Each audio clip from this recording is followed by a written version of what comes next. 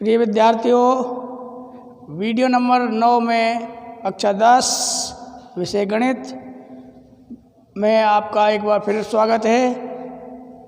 पिछले वीडियो में हमने सूत्र शून्यम साम्य समुच्चय के 4 अनुप्रयोग सीखे थे तथा उनसे संबंधित प्रश्न हल किए थे।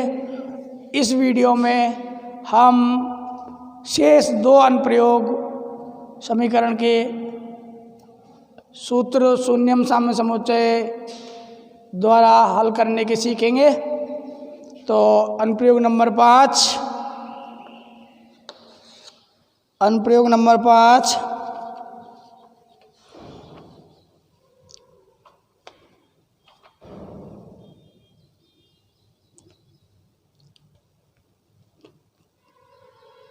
इस समीकरण के 2 पक्ष हों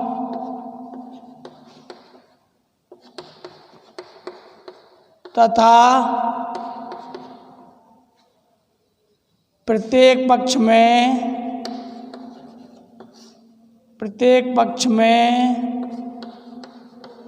सभी पदों का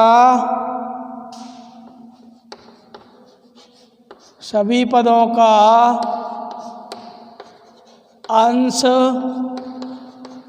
समान हो तो दोनों पक्षों के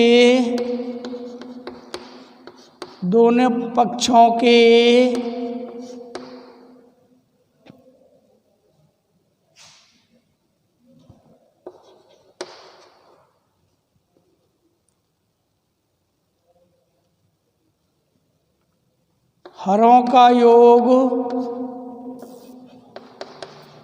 भी समान हो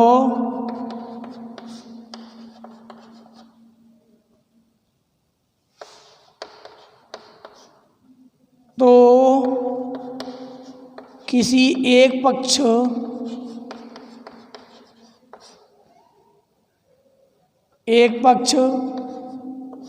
के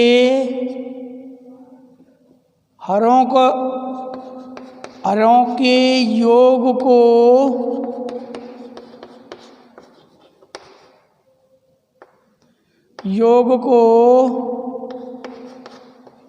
शून्य के समान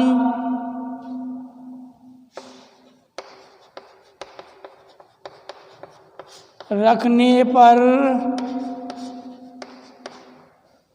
चर राशि का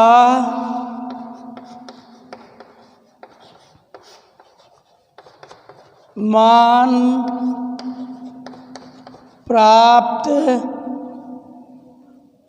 होता है।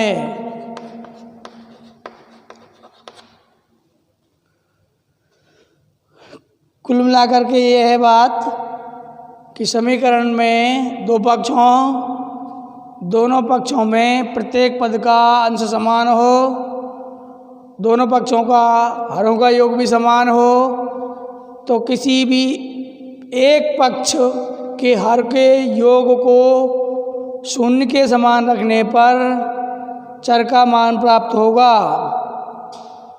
जैसे 1/x+2 प्लस 1/x+6 बराबर 1/x+1 प्लस 1/x+7। दोनों पक्षों में प्रत्येक पद का अंश समान है। दोनों पक्षों में प्रत्येक पद का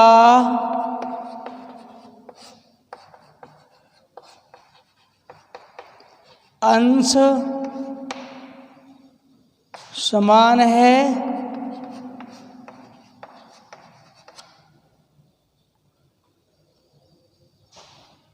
अब वाम पक्ष के हरों का योग करिए। वाम पक्ष के हरों का योग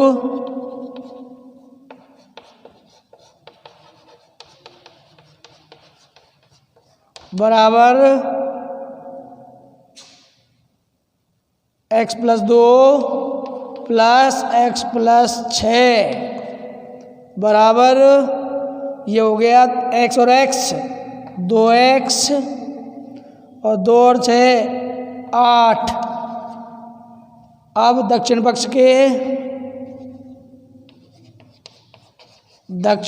के हरों का योग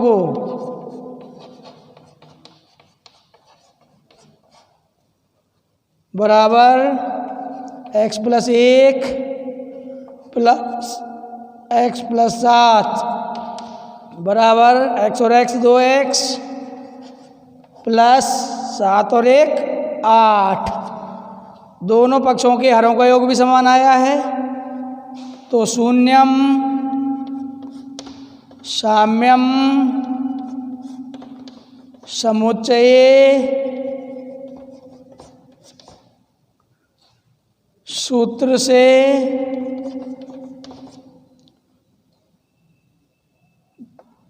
दो एक्स प्लस 8 बराबर 0।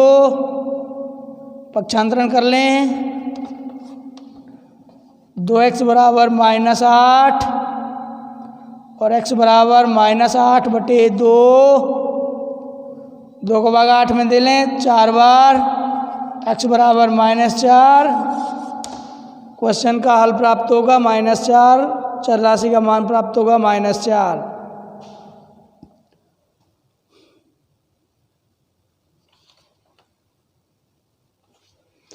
इसी प्रकार एक और क्वेश्चन देखें।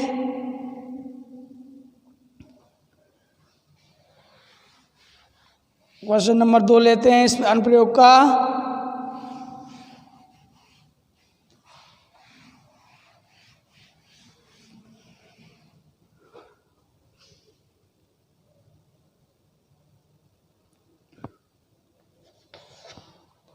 एक बटे x -4 प्लस 1 बटे x -6 बराबर 1 बटे x -2 प्लस 1 बटे x -8।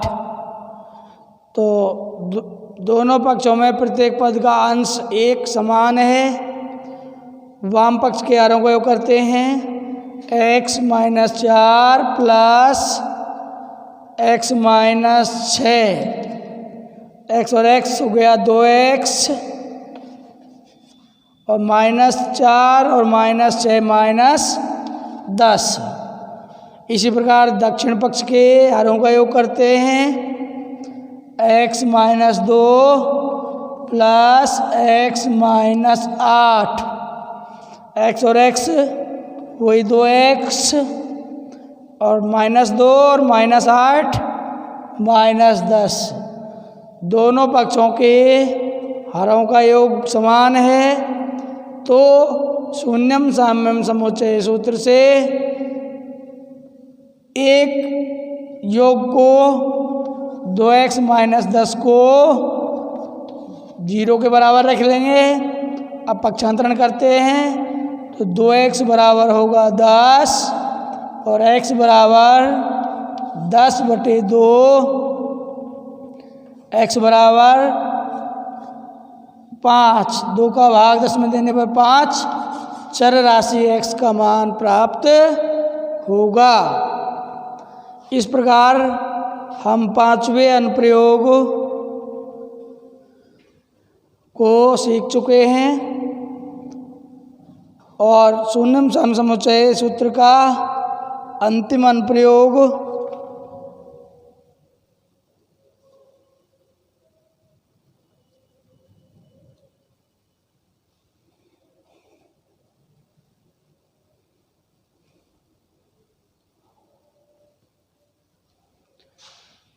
छठा अनुप्रयोग सीखते हैं।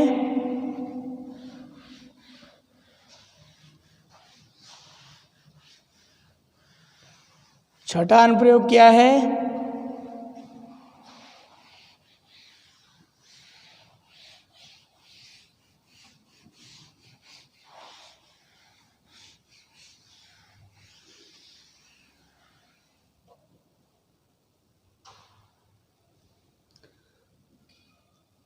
अनुप्रयोग नंबर 6 कि समीकरण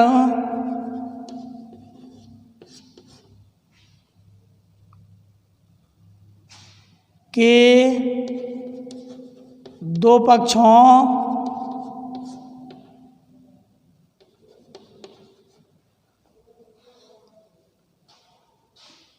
एक पक्ष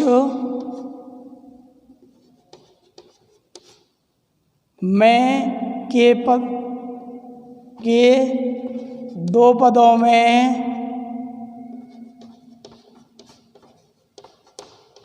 भिन्न हो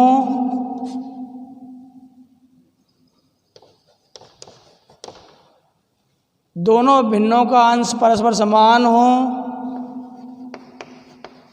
दोनों भिन्नों का अंश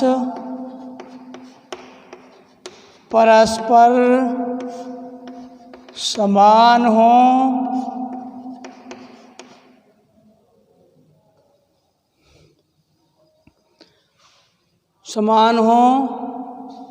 तथा दूसरे पक्ष में शून्य हो तथा दूसरे पक्ष में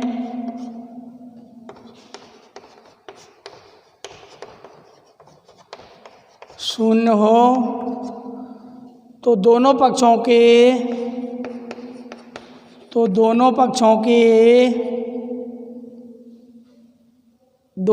में भिन्न वाले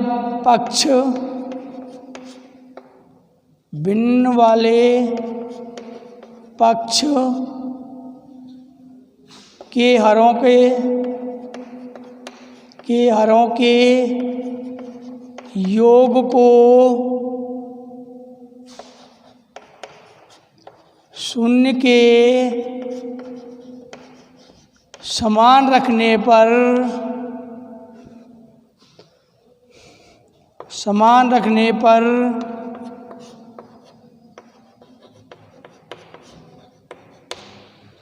चर राशि का मान प्राप्त होता है।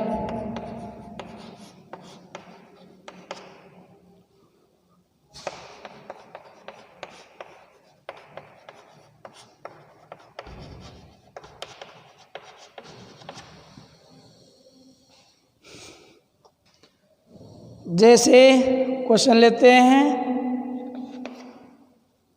5/3x + 2 प्लस 5/2x + 8 = 0 अंश समान है। वाम पक्ष में भिन्नों का अंश बराबर 5 समान है।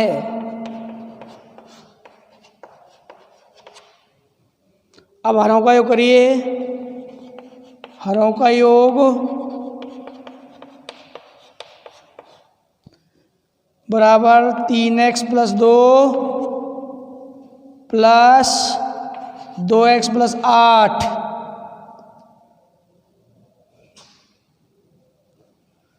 योग हुआ इसका 3x और 2x 5x और 8 और 2 10। अब शून्यम साम समुच्चय सूत्र से शून्यम साम्यम समुच्चये सूत्र से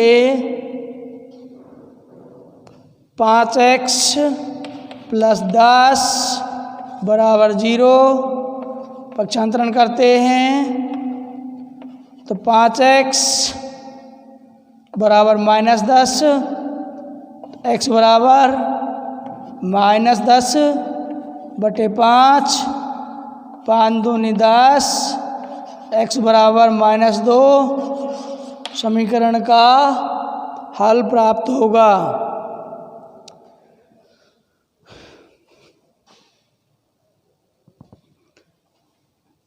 इस प्रकार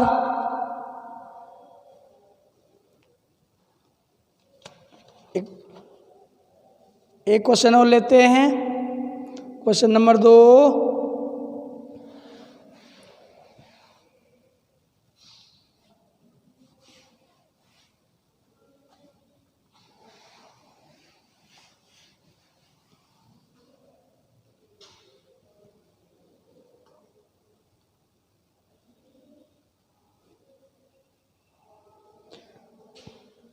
एक बटे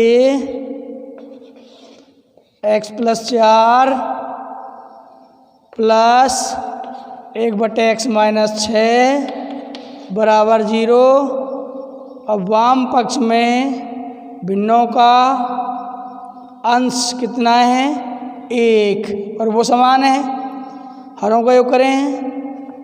x plus 4 plus x minus 6 करके देखें। x और x 2x और 4 माइनस 6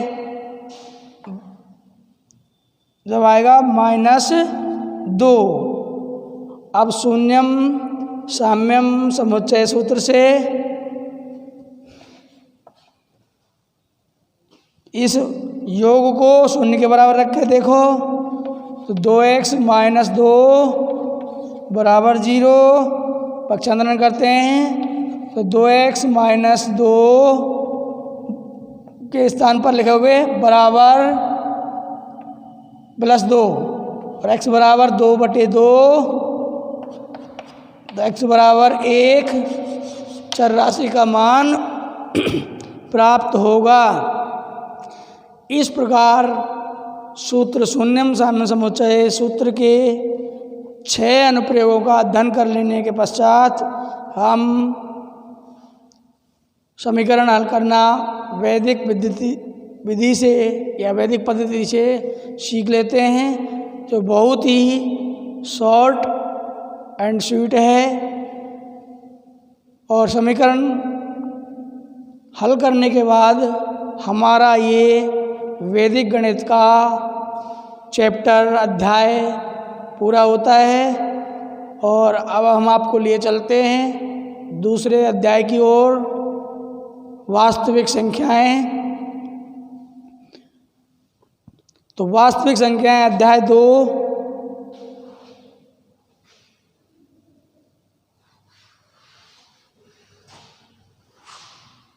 चैप्टर का नाम है वास्तविक संख्याएं,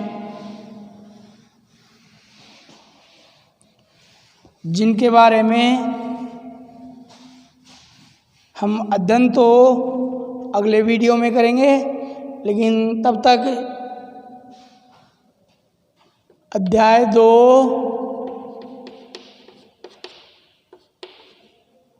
वास्तविक, तब तक हम वास्तविक संख्याओं का परिचय जान लेते हैं। वास्तविक संख्याएं अंग्रेजी में कहते हैं रियल नंबर्स।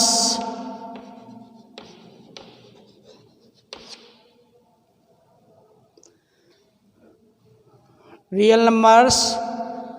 तो वास्तविक संख्याएं क्या होती हैं, यहाँ तक पहुँचने के लिए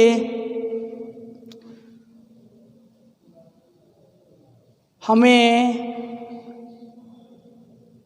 प्राकृत पूर्ण संख्याएं, पूर्णांक और परमेय संख्याएं, अपरमेय संख्याएं आदि का अध्ययन करना होगा।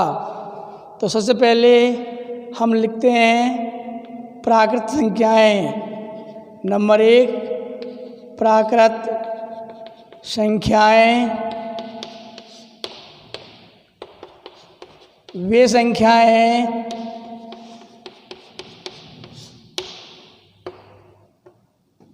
संख्याएं जो 1 से प्रारंभ होकर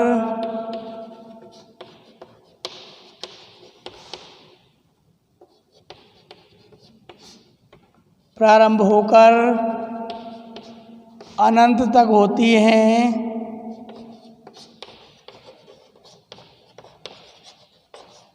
होती हैं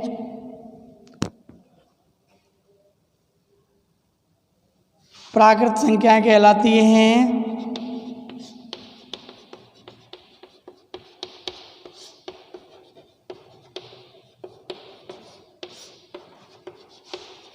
जिन्हें हम n से व्यक्त करते हैं,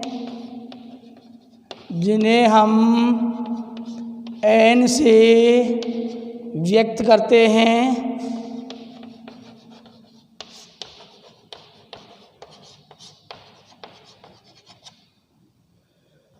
जिन्हें हम n से व्यक्त करते हैं,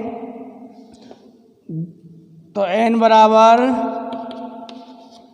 1 2 3 4 अनंत तक। इस प्रकार ये संख्याएं प्राकृत संख्या कहलाएंगी।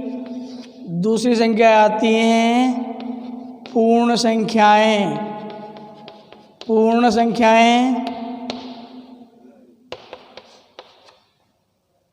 इनमें और इनमें थोड़ा सा अंतर है कि यदि प्राकृत संख्याओं के समूह में हम 0 और शामिल कर दें तो वो संख्याएं पूर्ण संख्याएं बन जाती हैं। तो प्राकृत संख्याओं के समूह में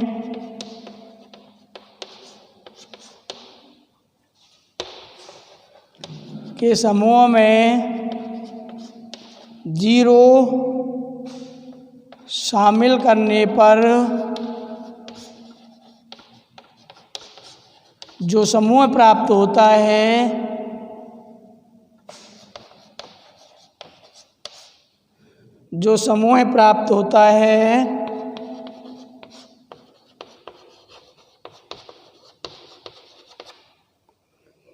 पूर्ण संख्याएं कहलाती हैं।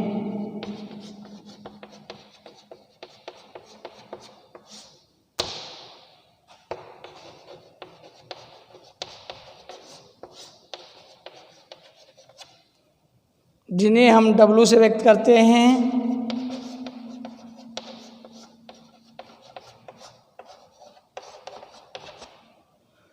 W से व्यक्त करते हैं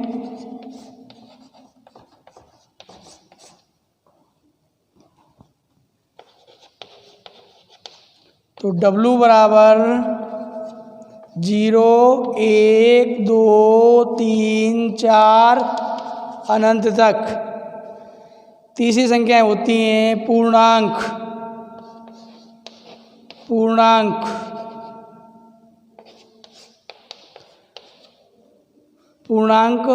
यदि पूर्ण संख्याओं के समूह में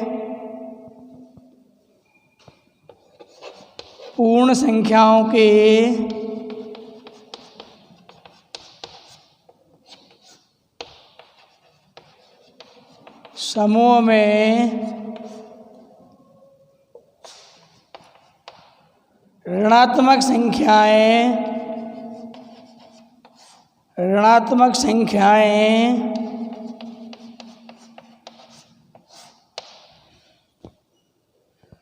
शामिल कर लेने पर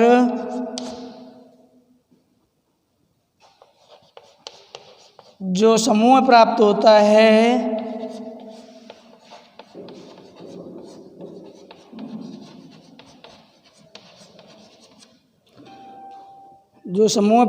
है पूर्णांक कहलाते हैं। जिन्हें हम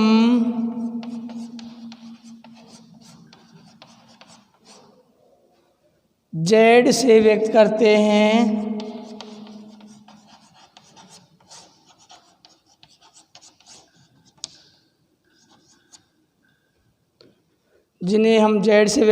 हैं। तो Z बराबर जैसे ले लिया हमने -4 -3 -2 -1 0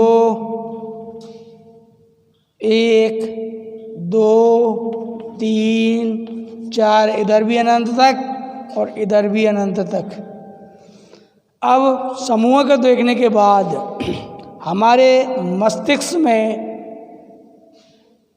एक प्रश्न उठता है कि पूर्णांक कितने प्रकार के होते हैं।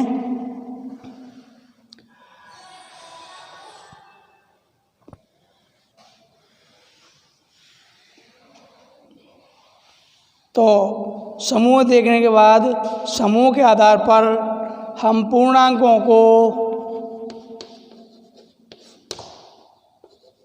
3 प्रकारों में बांटते हैं। नंबर 1 धनात्मक पूर्णांक,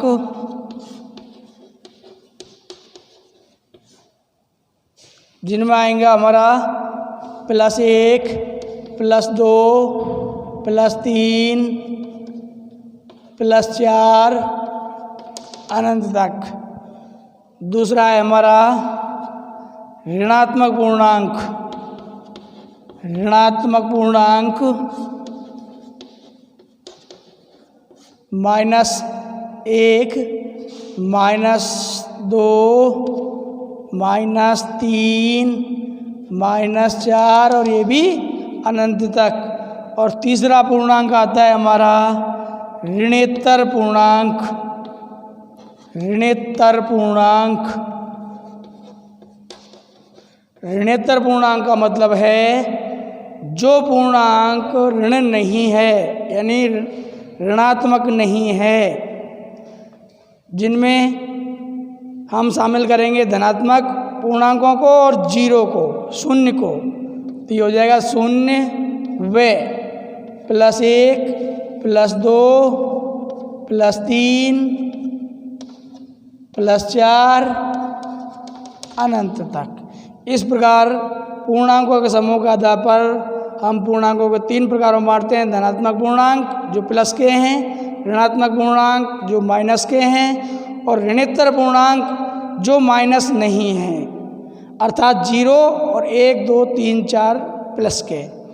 और इस वीडियो में इतना ही, और अगले वीडियो में हम परमेय संख्याएं और अपरमेय संख्याएं और वास्तविक संख्याओं के बारे में पढ़ेंगे और उनसे संबंधित प्रश्नों पर प्रकाश डालेंगे। धन्यवाद।